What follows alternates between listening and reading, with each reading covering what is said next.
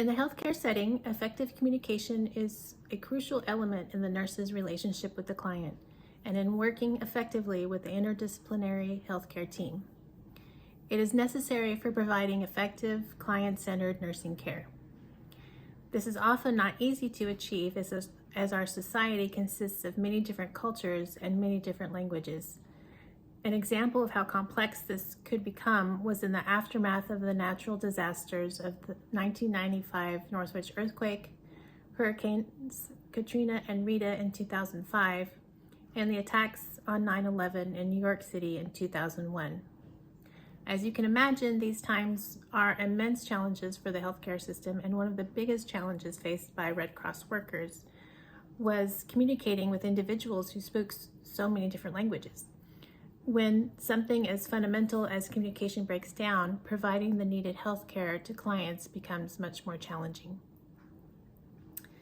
In 1998, Northouse and Northouse developed the health communication model, as seen in the diagram in the slide, which focuses on the communication that occurs within the various kinds of relationships in healthcare settings.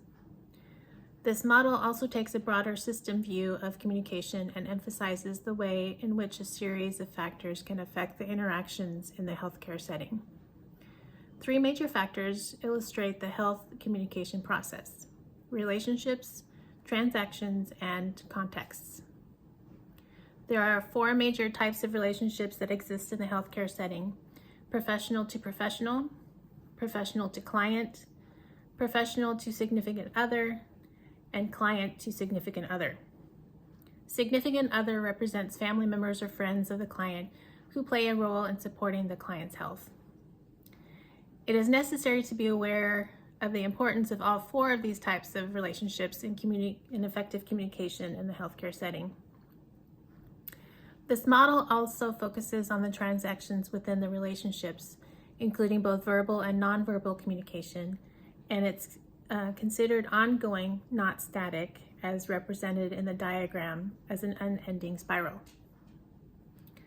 The third major factor is context, which acknowledges the influence of the location where communication takes place on the effectiveness of the communication. Communication could take place privately or in public, in a quiet setting, or with many distractions, for example. In addition to understanding the factors that affect communication, understanding the types of communication is also important in the healthcare setting. Forms of communication consist of meta-communication, verbal communication, nonverbal communication, and written communication.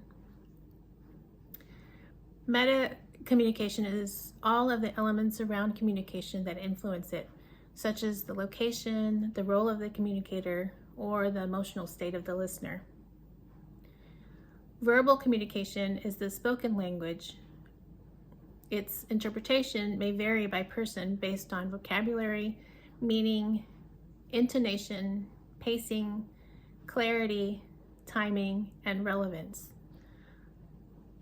Nonverbal communication is the person's behavior other than the words they are speaking, such as their physical appearance, body language, facial expressions, eye contact, personal space, nonverbal sounds, and touch.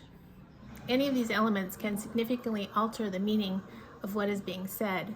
For example, if the nurse asks a question with a furrowed brow and arms crossed, the client may interpret the intent of the question as more judgmental. Written communication is another important form of communication used in the healthcare setting through documentation, care plan notes between providers, and incident or event reports. Written communication can take place often more quickly than spoken communication through email, text, and other electronic forms of communication.